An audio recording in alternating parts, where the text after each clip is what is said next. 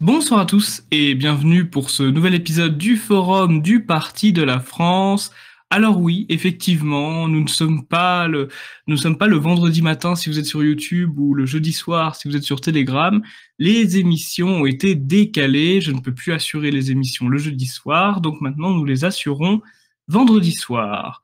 Mais ça ne change absolument rien. Ça restera une vidéo par semaine et les vidéos seront rediffusées le samedi après-midi et les réponses aux questions le lundi. Ceci étant dit, commençons directement ce nouvel épisode par d'abord présenter les invités. Donc ce soir, j'ai avec moi la joie de recevoir Hervé Van Leiten. Hervé Van Leiten, vous êtes fondateur et ancien président du mouvement Nation, et c'est votre deuxième émission, je crois, avec nous d'ailleurs. Bonsoir Hervé, comment allez-vous? Bonsoir, avant tout, merci de votre accueil.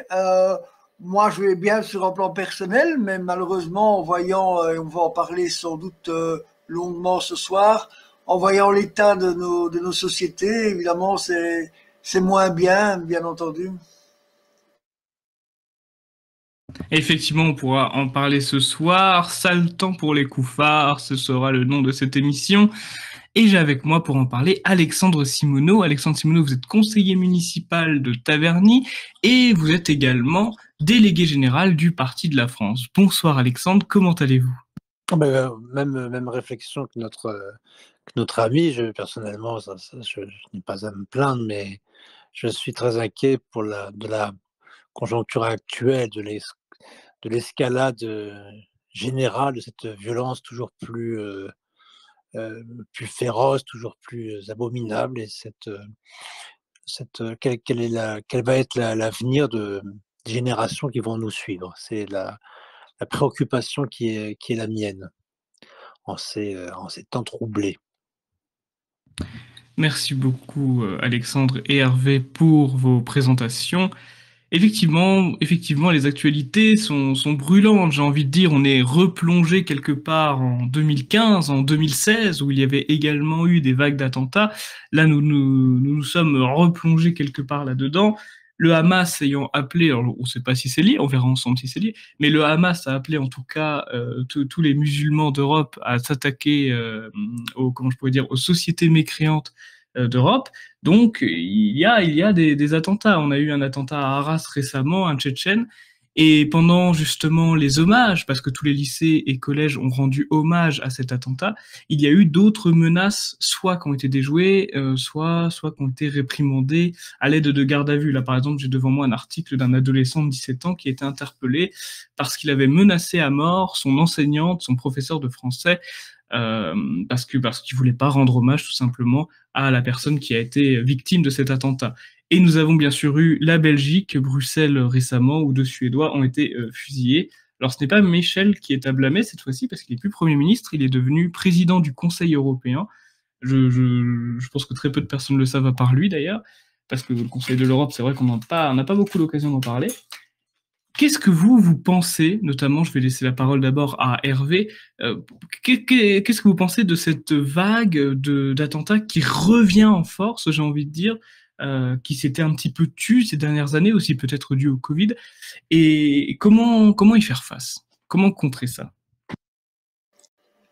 Bien, avant tout, je crois qu'il n'y avait vraiment que les, entre guillemets, démocrates et bien-pensants pour croire que tout ça avait disparu comme par enchantement. Le problème, c'est que l'islamisme est loin d'avoir disparu, le djihadisme évidemment aussi, et nos sociétés vont de plus en plus loin vers cet abîme, etc. Et c'est encore plus exagéré parce qu'à un certain moment, on nous avait dit, oui, mais Daesh, Al-Qaïda ont été quasiment, sinon pas détruits, mais en tous les cas désorganisés, et ils n'ont plus de cellules organisées. Mais le problème, quelque part, paradoxalement, c'est là. C'est-à-dire que depuis, eh bien, on a affaire à ce qu'on appelle l'expression loup solitaire, mais qui manifestement ne sont pas si solitaires que ça dans l'idée, en tous les cas, mais de gars qui ne font pas partie d'une cellule, qui n'obéissent pas à un ordre bien précis, et puis qui un jour, du jour au lendemain, eh bien, décident de passer à l'action violente. En plus, non seulement c'est difficile pour les services de sécurité de savoir à l'avance ce qui se passe dans la tête d'un seul individu. Mais en plus, ça arrive de plus en plus avec les soi-disant candidats réfugiés, y compris des gens qui ont reçu l'ordre normalement de quitter le territoire, que l'on ne peut plus contrôler, qu'on laisse ici, et puis qui passent à l'action violente. Et le cas en Belgique, ce qui vient d'arriver, tantôt j'irai peut-être plus dans le détail, est le plus bel exemple de tout ce qui ne va pas dans nos sociétés occidentales. Au point que, ça c'est peut-être un scoop si vous ne l'avez pas encore vu dans les médias, il y a 1 heure ou 2, le ministre de la Justice belge a démissionné parce qu'on a trouvé, il y avait déjà pas mal de choses très bizarres dans cette histoire-là, mais là il y a un scandale au-dessus de tout par rapport à l'incompétence de ces services. Effectivement, justement, on va en reparler dans quelques minutes. Merci Hervé de nous avoir lancé ce sujet. Alexandre Simoneau, parce que nous parlons depuis tout à l'heure des terroristes, des gens qui font les attentats, et ils ont tous un point commun, ces gens-là, c'est qu'ils ont comment je pourrais dire, une origine et une religion particulière.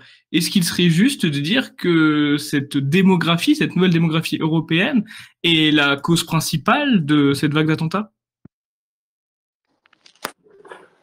Évidemment, nous payons, alors que nous ne sommes pas les responsables, mais nous payons une politique suicidaire d'immigration, invasion qui a été pratiquée depuis plusieurs décennies dans notre pays et dans notre continent. Et alors qu'autrefois nous avions coutume de faire venir ou même d'inviter une immigration qui nous était proche, c'est-à-dire une immigration européenne et donc chrétienne. Je parle des Espagnols, des Portugais, des Italiens, des Polonais. L'immigration qui a sévi avec une démographie très très forte, une pression démographique très très forte parce que ces gens-là font beaucoup d'enfants et même si c'est interdit par nos lois, ils pratiquent la polygamie qui est courante chez eux. Et la conséquence de cette immigration non européenne, extra-européenne, c'est évidemment l'importation de personnes qui ont des coutumes de vie qui n'ont rien à voir avec les nôtres et qui ont ce qu'on appelle les islamistes, n'est-ce pas? Faire très attention aux termes que l'on emploie parce que plutôt que de nous protéger contre cette invasion et ses conséquences, à savoir les attentats et tout le reste, non, on a préféré prendre du temps à subventionner des associations antiracistes, soi-disant antiracistes, et à inventer des lois pour nous faire taire. C'est-à-dire que maintenant, si vous ne parlez pas selon une certaine grille, en répétant certains mots, si jamais vous avez le malheur de formuler une critique ou un mot déplacé, hop, vous risquez des poursuites en correctionnel. Oui, la société qui est la nôtre a préféré voilà, protéger ces gens-là, avancer les yeux grands fermés, punir et traiter tous ceux qui dénonçaient ça, à commencer par le plus célèbre d'entre nous, Jean-Marie Le Pen, qui a alerté pendant des décennies les Français sur les dangers et les méfaits de cette immigration-invasion. Ils ont, plutôt que de l'écouter et de nous protéger, ils ont préféré le traiter de raciste, de fasciste, etc., de nazi, et j'en passe. Donc nous payons nous commençons seulement à payer les conséquences de cette immigration-invasion. Souvenons-nous des paroles prophétiques de Jean-Marie Le Pen je crois que c'était peut-être en 58 quand il était à l'Assemblée nationale, ou en 57, je ne sais plus. Si vous ne voulez pas l'Algérie française, vous aurez la France algérienne. Bon, voilà. Et il n'y a pas que l'Algérie, mon Dieu. Nous sommes envahis par le monde entier. Et face à cela, plutôt que de contrôler nos frontières, plutôt que de contrôler nos règlements, nous, on a préféré leur offrir le regroupement familial, le droit du sol, toutes ces mesures qui ont occasionné ce qu'on appelle des pompes aspirantes. On a mis en place des pompes aspirantes migratoires en donnant au tiers-monde tout entier un très très mauvais signal, c'est-à-dire venez en nombre en France, même si vous ne travaillez pas, vous aurez de quoi vous nourrir, vous aurez la scolarité de vos enfants, vous serait soignée gratuitement et on a importé cette immigration, certainement pour faire plaisir à des patrons malhonnêtes. Enfin, maintenant, voilà le problème. Pardonnez-moi d'avoir été un peu long, mais voilà le problème. Nous sommes face à ces individus qui opèrent soit ensemble, soit de manière isolée, et à tout moment, nous pouvons être égorgés ou pétés sous le coup d'une bombe. On voit partir nos enfants le matin à l'école, on peut même pas être sûr à 100% qu'ils puissent revenir le soir, on n'ose plus sortir. Voilà. Voilà le climat dans lequel nous sommes, qu'au Front National puis au Parti de la France, nous avons dénoncé pendant des années. Bah, maintenant, je recroise des personnes, je croise beaucoup de gens qui me disent: «Mais tu sais, vous aviez raison». Je dis: «Bah oui, mais» alors que faire maintenant? Porter au pouvoir des hommes et des femmes, responsables qui pourront inverser la vapeur parce on peut toujours bien faire. Il est jamais trop tard pour bien faire tant qu'il y a de la vie, on peut opérer et il faut, réformer notre code de la nationalité, réformer, profondément notre politique migratoire et arrêter cette immigration qui sinon cela finira très, très mal. Merci Alexandre pour votre réponse. Hervé, j'aurais aimé savoir, parce que j'ai parlé tout à l'heure des attentats de 2015 et de 2016, le gouvernement français ainsi que le gouvernement belge ont fait des promesses justement pour sécuriser sa population. Je pense à Vigipirate notamment, mais il y a eu d'autres mesures. Est-ce que vous avez senti que ces mesures annoncées ont été pas à la hauteur peut-être des attentes? Est-ce que ça a été assez efficace? Et est-ce que vous, en tant que Belge, donc européen, vous vous sentez en sécurité? Avant tout, je dirais que je ne me sens pas en sécurité, mais pas forcément et uniquement à cause du terrorisme islamiste, parce que là, depuis 2, 3 jours, tout d'un coup, la police belge, on la voit partout, beaucoup, sauf que tous les autres jours, on la voit pas du tout, lorsqu'il faut défendre les gens contre les racailles de toutes sortes, qu'elles soient des criminels de droit commun ou des terroristes. Maintenant, ceci dit, effectivement, ils ont tiré quelques leçons des derniers attentats, mais manifestement pas assez. Je vais donner un exemple. Les effectifs de ce qu'on appelle le service antiterroriste de la police fédérale en Belgique, ça s'appelle police fédérale, mais ça n'a rien à voir avec le FBI, croyez-moi. C'est pas que j'apprécie le FBI, hein, je parlais de l'organisation. Mais donc là, les effectifs de ce service antiterroriste a baissé, donc ça, c'est déjà un problème. Et deuxièmement, je pense que effectivement, ils font s'ils peuvent par rapport aux éventuelles cellules organisées, c'est ce dont je parlais là tantôt.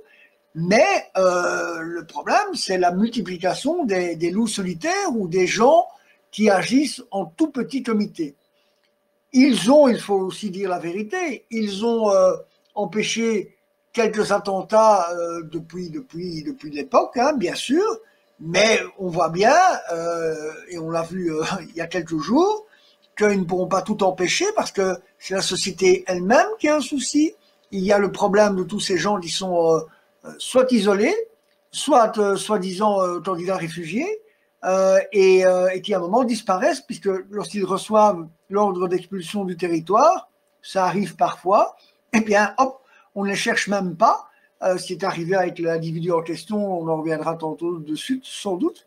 Mais on voit bien que même si vous donnez beaucoup de moyens techniques à vos services de police, s'il n'y a pas les lois, les règles et une justice qui suit cela, eh bien, ça amène tôt ou tard des catastrophes comme c'est arrivé.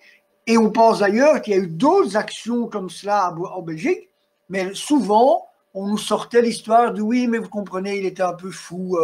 Oui, vous comprenez, c'est un personnage qui n'avait plus de contrôle sur ses actes, etc. Là, évidemment, comme il a tout de suite revendiqué sur les réseaux sociaux, ça a été très difficile de dire que tout cela n'était qu'un hasard et juste un moment de mauvaise humeur.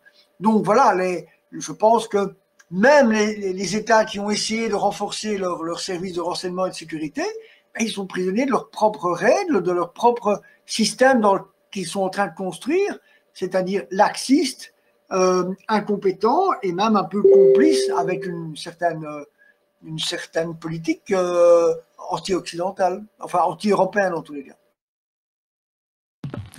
Et vous, Alexandre, déjà, oui, est-ce que vous ressentez effectivement cette politique anti-européenne? Et on sait très bien que vous avez intervenu énormément sur la question de la religion sur la chaîne du Parti de la France. Peut-être qu'un retour à la chrétienté, ou en tout cas une affirmation de celle-ci, empêcherait l'islamisation de notre population, en plus évidemment de la remigration nécessaire?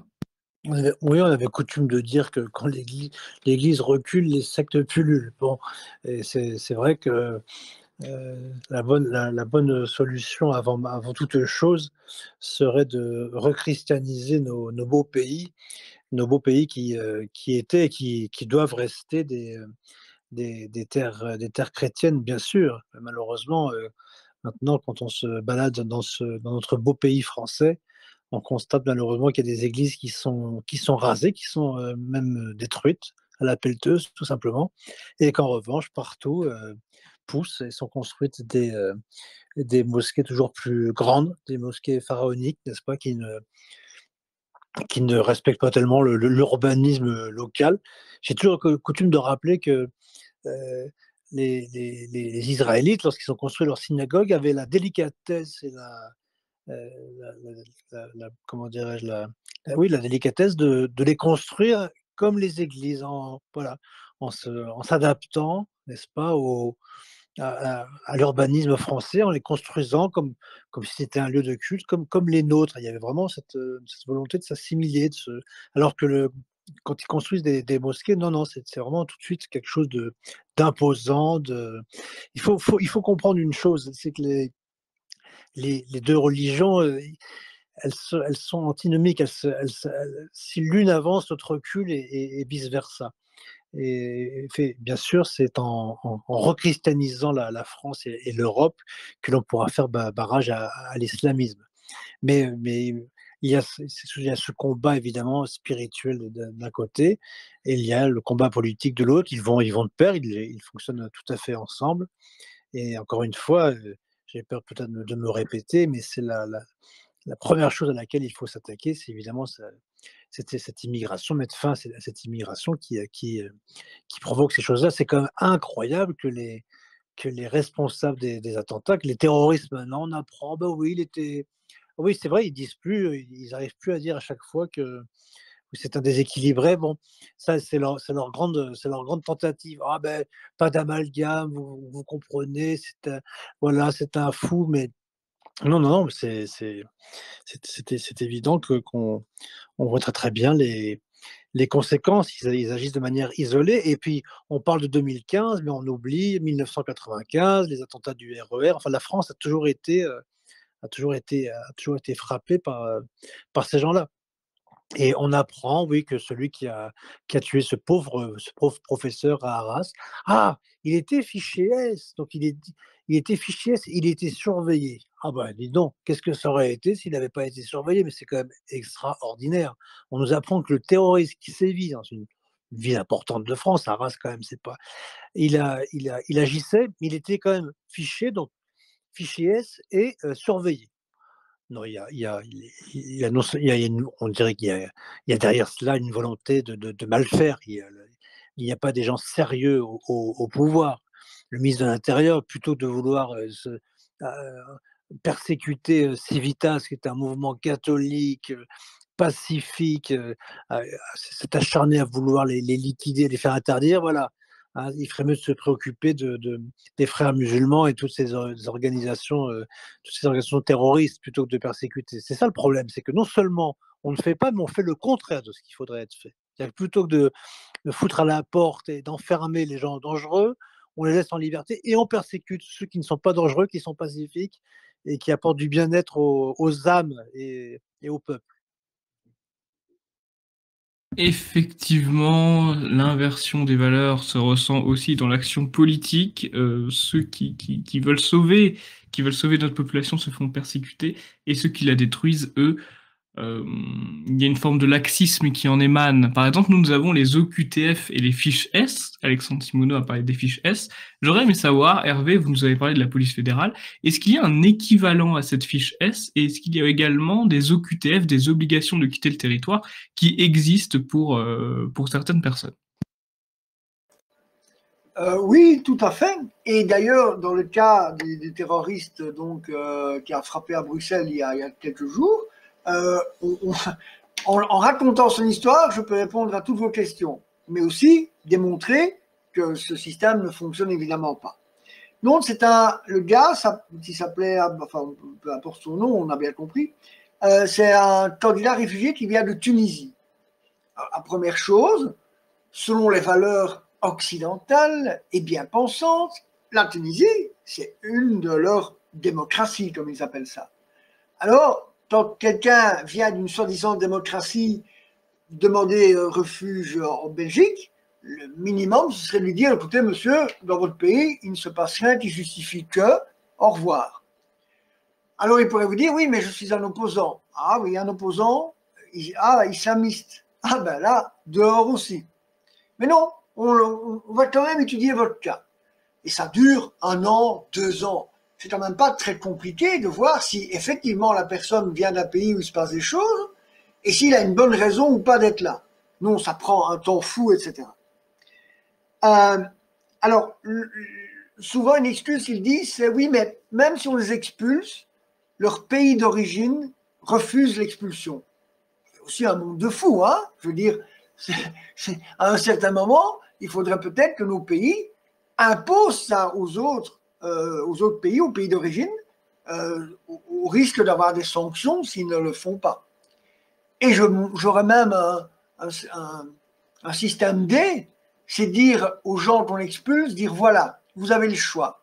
Ou vous acceptez votre expulsion vers votre pays d'origine, ou bien on vous expulse, c'est un accord à prendre, mais je suis sûr que ça les intéresserait. Ou bien on vous expulse vers la Syrie. Et on vous donne au service de renseignement syrien en disant que vous êtes un islamiste. Je suis certain qu'ils décideraient vite d'accepter leur expulsion. Mais enfin, ça c'était une anecdote.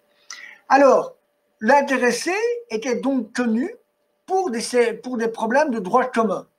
Ça aussi, normalement, ça devrait régler le problème. Dire, écoutez, monsieur, vous êtes un délinquant en plus, donc on vous expulse. Eh bien, on a dit non quand même, on va le garder, hein, on ne sait jamais. Il avait été emprisonné en Suède. Et les autorités belges le savaient. Eh bien, non, quand même, l'expulsion n'a pas été immédiate. Mieux encore, en 2016, il a été signalé par un autre service de renseignement comme radicalisé. Et là, effectivement, il existe en Belgique une liste qu'on appelle la liste de l'OCAM. L'OCAM, c'est l'Office central d'analyse de la menace. C'est-à-dire, c'est une sorte de Conseil national de la sécurité, si vous voulez, où on a les gens des services de police, les gens de la sûreté de l'État, les gens du renseignement militaire, etc., etc. Et ils ont établi une liste à peu près de 700 et des noms, je crois, de gens qui sont potentiellement des gens dangereux pour une idéologie politique ou l'autre. Et évidemment, là-dedans, il y a aussi les gens d'extrême droite. C'est bien connu que l'extrême droite mène des dizaines d'attentats en Belgique, hein, bien entendu. Mais là, il y a un certain nombre de gens qui sont sur cette liste-là. Eh bien, lui, par contre, on a dit, ah, mais oui, ok, il est radicalisé, mais il ne semble pas dangereux. Et donc, ils ne l'ont pas mis sur cette liste-là. C'est quand même extraordinaire. Et alors là, c'est le sommet de tout. Et c'est pour ça que le ministre de la Justice belge vient de démissionner. En 2022, la Tunisie avait demandé l'extradition de l'intéressé. Eh bien, on n'y a jamais même répondu. Et donc, voilà, il existe, comme en France et comme ailleurs, des services de sécurité, des listes de suspects, etc. Mais ils en font quoi? Rien. Je rappelle qu'il y a quelques semaines, ou quelques mois maintenant, un individu qui était sur cette liste-là est allé une matinée dans un commissariat menacer les policiers de mort. On l'a interpellé, on l'a envoyé à l'hôpital pour voir s'il n'était pas fou, alors qu'il était sur cette liste-là. Hein. À l'hôpital, on l'a laissé là Évidemment, il est reparti et le soir, il a égorgé un policier. Ce système, c'est un gruyère, ce système ne fonctionne pas. On dirait une maison de fous, malheureusement, oui. Si vous voulez savoir, et ça peut être intéressant d'entendre votre réaction à cette information, cher Hervé, en France, nous avons 660... on n'a pas les chiffres exacts et ça dépend des années, mais environ 600 000 fichiers S. Environ. Il y a pas mal de personnes d'extrême droite dans le lot, on ne connaît pas la proportion évidemment, mais ça fait un sacré paquet. Et justement, Alexandre Simoneau, vous parliez de Darmanin, vous parliez de Gérald Darmanin, et je crois savoir qu'en ce moment, il fait pas mal de mesures, ou plutôt de mesurettes. Il a notamment enlevé la nationalité à un Tchétchène. Comment est-ce que vous interprétez cette tentative politique? Est-ce que c'est une façon de montrer que le gouvernement ne perd pas la face et se soucie des Français? Ou est-ce qu'il y a la volonté derrière de réellement combattre le terrorisme sur notre territoire? Il n'y a aucune volonté de vouloir combattre quoi que ce soit. Il y a de la com, beaucoup de communication, des effets d'annonce, de la poudre aux yeux, de la poudre de perlimpinpin, mais non, ils veulent poursuivre de façon leur politique européiste. Ils veulent certainement pas inverser la vapeur. Oui, M. Darmanin, c'est un papabilé, c'est un présidentiable. Donc il prépare sa présidentielle. Donc il est un peu dans le rôle. Il lui ressemble un peu physiquement d'ailleurs à l'époque. Ce rôle de Sarkozy, hein, qui a été ministre de l'Intérieur avant d'être président de la République. Il est un peu dans la même perspective. Je crois que Sarkozy le soutient d'ailleurs, il soutient sa candidature pour la prochaine présidentielle. C'est l'effet Sarko, je vais passer le Karcher, alors qu'en fait il n'a même pas sorti un vaporisateur. C'est des effets d'annonce sans aucun lendemain. Alors là, maintenant, il y a une polémique avec je ne sais plus comment il s'appelle, c'est Benzema, c'est ça, le footballeur, puisqu'il a, il a, il a rappelé qu'il était. Enfin, non, il l'a accusé d'être lié aux frères musulmans. Alors, l'autre fait un procès, on parle plus que de ça. Voilà. C'est de la com et de la com et que de l'annonce. Il faut réformer profondément ce pays, réformer le droit du sol, faire en sorte que les enfants qui naissent en France ne deviennent pas automatiquement français.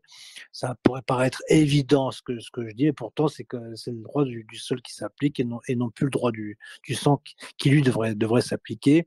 Arrêter le regroupement familial et surtout expulser tous les binationaux qui sont délinquants, terroristes, meurtriers et j'en passe. Il faut expulser tous les gens qu'on peut expulser et les fichiers S. J'espère ne pas être fichier S. Puis vous me dites qu'il y a des gens enfin moi je suis pas d'extrême droite, mais d'extrême droiture. Enfin je me revendique de droit national, mais effectivement si on nous confond, nous militants de la cause nationale, avec terroristes, je pense que les fichiers S c'est pas très sérieux. Non, rien n'est fait. Souvenez-vous, il y a un an, toute la France pleurait la petite Lola. Avant c'était le Bataclan, avant c'était Charlie, qu'est-ce qu'on va faire? Qu'est-ce qu'on attend le prochain? Il y a eu Samuel Paty qui a été décapité, un autre professeur qui a été égorgé.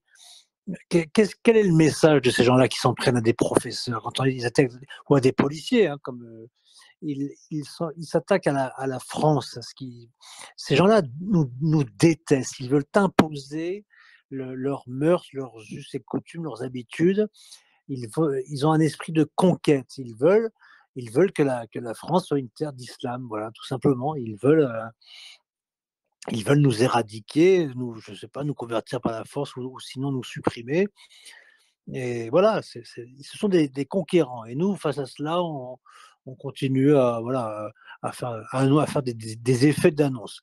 Les gens qui nous gouvernent actuellement sont totalement dépassés par la situation. De toute façon, ils n'ont aucune, encore une fois, je le répète, ils n'ont aucune volonté de changer quoi que ce soit. Eux, ce qu'ils veulent, c'est surtout pas changer leur poste. Voilà. Ils veulent garder à tout prix leur siège, leur mandat, mais ils ne feront rien. Et vous verrez que dans les semaines qui vont suivre, malheureusement, il y aura d'autres Samuel Paty, il y aura d'autres Lola, il y aura d'autres massacres. Surtout que voilà, ils sont tellement nombreux maintenant qu'ils peuvent à tout moment sévir, n'importe où, n'importe comment, pourvu c'est le principe du terrorisme, hein, instaurer la terreur, comme son nom l'indique. Donc, il faut s'attendre à d'autres, malheureusement, à d'autres catastrophes, mais qui étaient prévisibles, qui étaient bien prévisibles si l'on avait su contrôler nos frontières et filtrer ce qui peut y rentrer, ce qui doit y rentrer et y stopper surtout ce qui ne doit jamais y rentrer.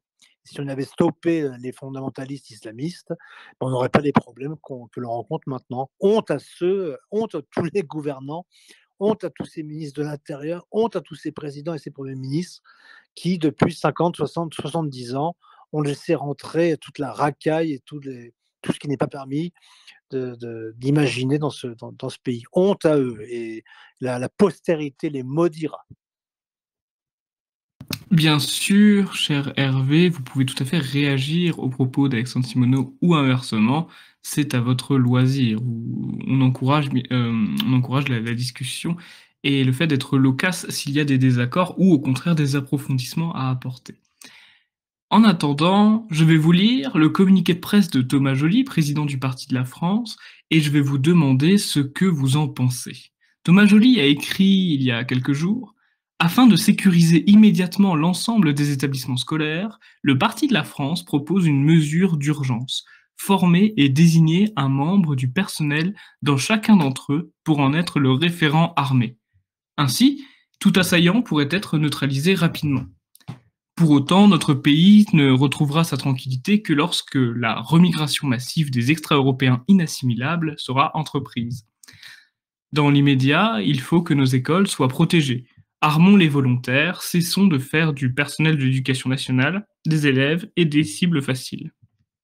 Est-ce que vous, par exemple, Hervé, vous pensez que ce serait totalement applicable en Belgique d'avoir un référent armé par établissement scolaire qui serait là pour veiller à la sécurité finalement de notre population?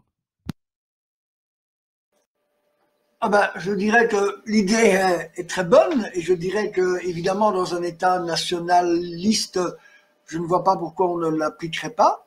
Maintenant, a priori, il y aura déjà moins de suspects, si vous voyez ce que je veux dire, s'il était internationaliste. Mais enfin, ceci dit, allez, sérieusement, c'est une très bonne idée. Mais c'est dans nos grandes et belles, entre guillemets, démocraties, entre guillemets, bien pensantes et surtout mondialistes, c'est impensable. Jamais ils n'autoriseront ça. C'est-à-dire qu'ils estiment que c'est un peu comme des bisounours. Hein. Ils disent, voilà, si on a quelques victimes, on ne va pas perdre le côté démocratique et libéral, etc., etc. Moi, je dirais au contraire, il faudrait même faire, et pour une fois que je dis quelque chose de positif sur les États-Unis, c'est que je le crois vraiment, il faudrait presque faire comme aux États-Unis, où dans certains États, les gens peuvent être armés, tout simplement, parce que si ça arrivait, eh bien, il y a déjà eu des cas d'attentats à Bruxelles ou à Paris, où des gens auraient pu intervenir et auraient pu essayer de mettre les terroristes hors d'état de nuire. Donc évidemment, c'est une très bonne idée, sa proposition, mais je vois mal quelques autorités politiques l'accepter. S'il démontre une chose évidente, c'est que tous les gens qui sont prêts aujourd'hui, y compris dans le camp que moi j'appelle populiste, et dans ma bouche c'est pas gentil, qui sont prêts à passer en dessous des fourches caudines du politiquement correct pour avoir quelques élus, etc., etc. Le problème, c'est que c'est pas avec quelques élus, ça peut aider, mais c'est pas avec quelques élus qu'aujourd'hui on pourra changer et sauver les choses. Il faut vraiment vouloir renverser cette table de jeu où les règles du jeu sont déjà malhonnêtes et donc il ne faut rien espérer de ce système politico-financier qui nous dirige en tant que tel. Mais je répète, oui, la proposition était très bonne, oui. Merci de nous avoir fait partager votre opinion, Hervé. Maintenant, je vais poser la même question à Alexandre. Alexandre, vous qui êtes délégué général du Parti de la France, je me doute bien que oui, mais êtes-vous d'accord avec cette proposition du président? Parfaitement, je trouve très, très intéressante et très pertinente. Et effectivement, s'il y avait dans chaque établissement quelqu'un qui puisse intervenir et qui soit armé pour le faire, ça serait. Ça me fait penser dans ma ville de Taverny, la mairesse que nous avons actuellement, Madame Florence Portelli, avait créé au départ, quand elle est arrivée, une police municipale. Elle ne voulait pas l'armer. Évidemment, j'ai réclamé que la police soit armée, bien évidemment, parce que comment se défendre face à des voyous si on n'a pas d'armes? Bon, et allez, à cette époque-là, tout le monde se moquait de moi. Puis 2 ans après, elle a fini par armer sa police, bien évidemment. Pardonnez-moi cette, cette parenthèse, mais oui, effectivement, il serait tout à fait opportun que dans les établissements scolaires, il y ait, quelqu'un qui se situe un peu plus au-dessus de l'agent de sécurité, un peu en dessous du policier, mais quelqu'un, oui, qui soit armé pour intervenir. Et non, en France, on a fait tout le contraire. On a même demandé aux gens de rapporter les armes qu'ils avaient chez eux. Alors, on a désarmé les Français, on leur a demandé, et j'ai été consterné de voir, ces milliers de personnes qui sont précipitées dans les commissariats rapporter leurs armes. Alors vous me direz: «Ils faisaient ce qu'on leur demandait», mais voilà, non seulement on laisse rentrer des terroristes, on les laisse s'armer, prospérer, se multiplier, et face à cela, on demande aux Français le peu de Français qu'il y en avait chez eux, de rendre les armes. Donc voilà, on se retrouve complètement désarmés face aux menaces, qui pèsent sur nous. Donc oui, oui, je le répète, excellente, idée du président Thomas Joly. C'est une idée de bon sens. Vous savez, la droite nationale, on prétend pas avoir des formules magiques. On prétend juste d'abord avoir le courage de dire la vérité, de dénoncer les erreurs et d'agir avec du bon sens. Voilà, quand quelque chose va pas, quand un navire fait fausse route ou se dévie de la bonne trajectoire, et qu'est-ce qu'il faut faire? Tout simplement se raisonner, se remettre dans la bonne direction. Ça s'appelle le bon sens, et les mesures de la droite nationale pour protéger la France et les Français, d'abord, ce sont des mesures de bon sens, donner la priorité aux Français, pour eux, chez eux. Voilà, c'est le bon sens, et armer les innocents face aux criminels, c'est également du bon sens. Effectivement. Allez-y, Hervé. Donc, justement, en plus de cette idée-là, il faut savoir, c'est encore un exemple américain, mais c'est vrai, que dans certaines écoles, parce que c'est une société quand même très violente également, dans certaines écoles, il existe des dispositifs, un peu comme dans les aéroports, des portiques de détection, c'est pas une blague, hein, et les élèves doivent, en rentrant, doivent passer leur sac à dos dedans, et il y a un service de sécurité qui éventuellement les fouille s'ils ont un doute. Donc voilà, tout ça est techniquement totalement faisable. Je ne dis pas que c'est pas cher, je ne dis pas que c'est facile à organiser, mais ça en vaut la peine pour sauver la vie de nos enfants et éventuellement aussi de nos enseignants, parce que si ça avait existé, eh bien déjà le professeur d'il y a quelques jours à Arras n'aurait pas pu être assassiné dans l'école, puisque l'individu n'aurait pas pu rentrer avec un couteau, tout simplement. Oui, effectivement, et effectivement, vous avez tout à fait raison. En parlant de bon sens, tout de même, il y a quelque chose de positif qui s'est passé par rapport à Parents Vigilants. Alors, pour ceux qui ne connaissent pas forcément, Parents Vigilants, c'est un groupe de parents qui est soucieux, justement, qui pense comme nous et qui est soucieux de ce qui pourrait arriver à leurs enfants. C'est un mouvement d'ailleurs qui est directement lié à Reconquête, le parti d'Éric Zemmour. Ça me fait penser d'ailleurs que nous avions invité Julie Roussel, qui est une cadre de ce mouvement, dans une de mes émissions. Et je vais tout simplement vous lire le communiqué d'Éric Zemmour à ce sujet. Les parents vigilants ont remporté 3500 sièges aux élections de parents d'élèves qui se sont tenues les 13 et 14 octobre, à l'heure où l'école n'en a plus que jamais besoin. Le jour où l'école a été frappée par le djihad, de nombreux parents ont pu choisir de protéger leurs enfants. Des remontées me parviennent de toute la France. Je suis fier d'annoncer que nos parents vigilants remportent des sièges partout, dans des centaines d'établissements. On nous a longtemps expliqué que les parents vigilants n'étant pas élus, ils n'avaient rien à dire à l'école. Désormais, on ne pourra plus refuser de les écouter. Ils siégeront, délibéreront, voteront dans les conseils d'administration des écoles. Depuis un an seulement, 60 000 parents d'élèves ont rejoint notre réseau afin de nous alerter au quotidien des dérives à l'école. Je suis heureux de savoir qu'à partir de maintenant, ils auront des représentants dans les instances scolaires. Nos parents vigilants serviront l'intérêt général et défendront nos enfants dans une école plus que jamais menacée par l'islamisation et l'endoctrinement. Donc voilà, c'était le communiqué d'Éric Zemmour. Donc je tenais à vous partager cette bonne nouvelle. Cette semaine, Parents Vigilants ont remporté quand même des milliers de sièges, 3500 sièges pour être exact. C'est une bonne nouvelle, n'est-ce pas, Alexandre? Oui, c'est une excellente nouvelle. Il y a pas que des il y a pas que heureusement d'ailleurs, qu'il n'y a pas que des mauvaises, nouvelles dans ce pays. Il faut vraiment les encourager ces parents vigilants parce ils ont un rôle très, très important, de par les renseignements que leur donnent leurs enfants, les remontées qu'ils ont par rapport aux enfants, de pouvoir intervenir lorsqu'il y a des excès. On sait très bien que les différents LGBT actifs essayent progressivement de pourrir et de vouloir pourrir la jeunesse et pourrir le cerveau de nos enfants.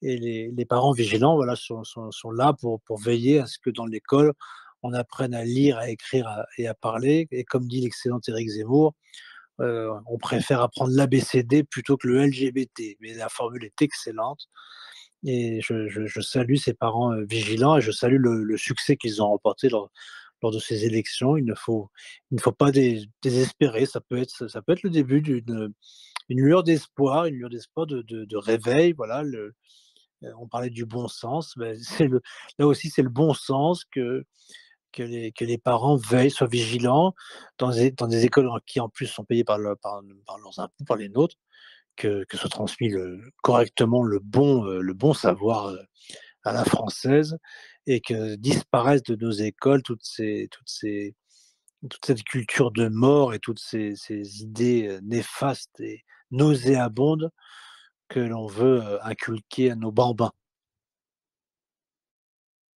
Absolument. Hervé, j'aurais aimé savoir, est-ce qu'en Belgique, il existe un mouvement similaire de parents, justement, de parents plutôt conservateurs, qui souhaitent protéger effectivement la famille? Euh, Pas à ma connaissance, en tous les cas, pas sous cette forme-là, mais il y a un cas bien particulier qui vient d'avoir lieu il y a quelques semaines, mais qui effectivement est un peu perturbant aussi pour nous. C'est il y a eu un nouveau programme qui a été lancé dans les écoles belges francophones, je crois. Je ne sais pas si c'est au niveau national, mais vous savez que la Belgique est un État fédéral à plusieurs étages, enfin c'est un peu compliqué. Mais en tout cas, du côté francophone, ils ont lancé un programme d'éducation pour expliquer aux jeunes enfants, ce n'est pas une blague, hein, c'est horriblement vrai, sur la sexualité et sur le transgenre et sur le fait que garçons, filles, enfin voilà, toutes des choses là-dessus, sur les LGBT, etc. Mais vraiment, des séances d'information dont je pense que nos enfants se passeraient bien. Et là, il y a eu une réaction de plusieurs associations, dont certaines, enfin, dont une, c'est Civitas Belgique, et il y a eu une manifestation. Mais le problème, c'est que, objectivement, 80% des mamans qui étaient là et qui protestaient à juste titre contre cette idée lamentable étaient des dames musulmanes et voilées. Voilà, le problème, c'est que le Belge francophone en particulier, aujourd'hui, est très matérialiste. Son seul problème, éventuellement, c'est la sécurité. Mais je crains que, c'est valable pour les Belges, mais je crains que c'est valable de plus en plus dans toute l'Europe, les valeurs, les choses essentielles, mon Dieu, est-ce que tout ça est bien grave? Ça, je le crains fortement, voilà, oui. Merci en tout cas pour votre témoignage concernant la Belgique francophone. Il est vrai que c'est assez difficile de se renseigner parfois sur ce qui se passe dans d'autres pays que la France. Et même des fois en France, même parfois pardon en France, il est difficile de se renseigner si on n'a pas un VPN d'ailleurs. VPN qui vont peut-être bientôt être interdits, mais ça c'est un autre sujet. Ce sera pour une autre émission. Je voulais simplement vous partager, après nous passerons probablement aux questions des auditeurs, cette information que je vais probablement vous lire parce qu'elle paraît absolument incroyable. Samir, qui est un individu qui vit en France, a violé deux nonagénaires, donc deux personnes de plus de 90 ans, à Argenteuil. Il y en a une d'ailleurs qui en est morte, et Samir a été libéré. Donc je vais vous lire cette histoire, parce qu'elle me paraît assez importante et assez incroyable. Samedi 14 octobre, vers 16 h, à Argenteuil, l'hôpital Victor Dupois a passé un petit coup de fil à la police. Un individu extérieur à l'établissement s'était introduit dans le service de gériatrie. Il avait fort heureusement été maîtrisé par le service de sécurité alors qu'il sortait de la chambre d'une patiente de 93 ans en état de démence. On avait retrouvé du sperme sur les draps de la vieille dame. Une autre patiente du même service de 95 ans, celle-là avait également signalé un viol par le même homme. Lors de sa garde à vue, Samir, 44 ans, avait reconnu les faits. 2 jours plus tard, présenté à un juge, il n'avait finalement été mis en examen que pour le second viol et non pour les deux. Le premier, malgré la présence d'ADN, n'était pas caractérisé, semble-t-il, et pour cause, non seulement la pauvre vieille dame avait perdu la tête, mais pour combler, j'ai envie de dire combler la situation de sordide, elle était morte le soir même du viol. Présumé, bien sûr, parce qu'il faut attendre que l'enquête soit faite. Samir était apparemment un incorrigible romantique puisqu'il était déjà connu de la justice pour des faits d'agression sexuelle.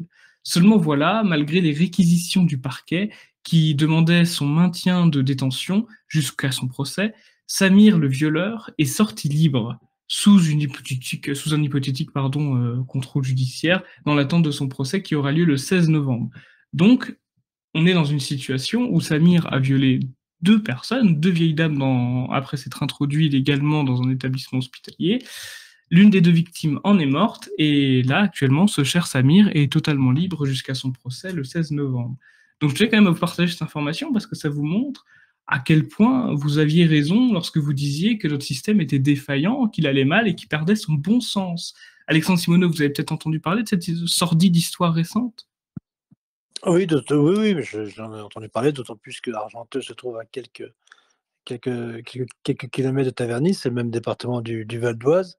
Mais je serais tenté malheureusement de vous dire que c'est fait ignoble, mais je ne suis pas du tout étonné du laxisme judiciaire. Si ce Samir est probablement passé entre les mains de juges qui doivent être affiliés au syndicat de la magistrature, dont je rappelle qu'à une époque, il produisait un programme dont la couverture était une tête de cochon coiffée d'un képi de flic.